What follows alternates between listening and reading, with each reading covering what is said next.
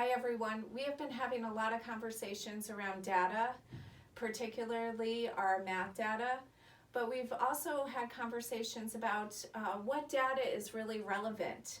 And of course we have our 3 through 8 data, but what does that mean? Our pre-K through 2 students, okay, then we have nothing to focus on. No, what's really important, and it comes down to, is the formative assessments that you are holding within your classroom and that you are giving students. Assessments that really give you understanding and evidence that your students are learning what you are teaching them. Those assessments should definitely align with the learning targets that you have posed in your classroom for the lesson. But it's really important that those assessments be looked at and the cycle continues of, okay, I'm checking with my students if they understand. If they don't understand, then I'm going back and I'm doing either a reteach or a small group or some type of intervention with the students. I know several ways that you can do really quick formative assessments in your classroom that gives you really eye-opening information. For example, is our thinking maps.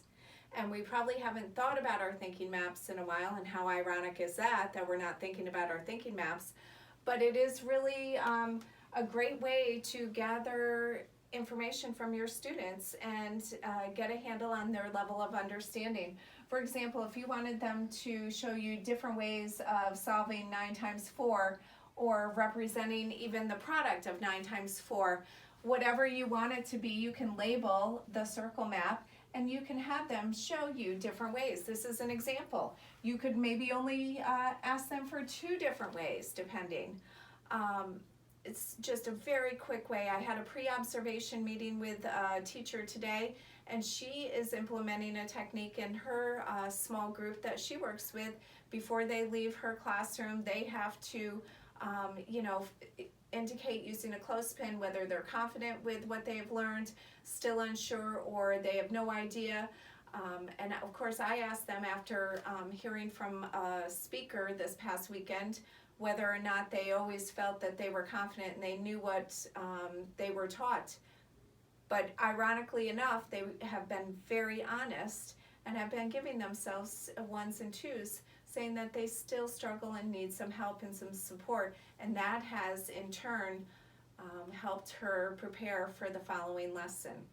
So many different ways, even for your older students, you could always use a question box.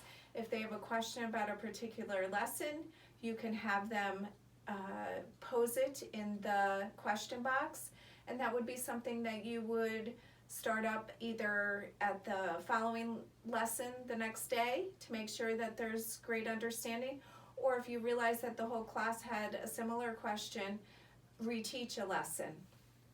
Another great way for some of our students is to have them, when they go home, the parents ask all the time, what did you learn in school today? I don't know, or nothing. Have them actually write a summary of maybe a particular lesson that they had that day and what they learned from it. That not only will give you an idea of what they've learned, but that is also something that they can share with their parents and family that night at dinner. So many different ways, and we have to keep the cycle going. We have to be looking at our student work and driving our instruction from that. I know we have set benchmarks of things that we need to get through, but we can't keep pushing if they don't understand. So thank you for listening, and I will see you soon.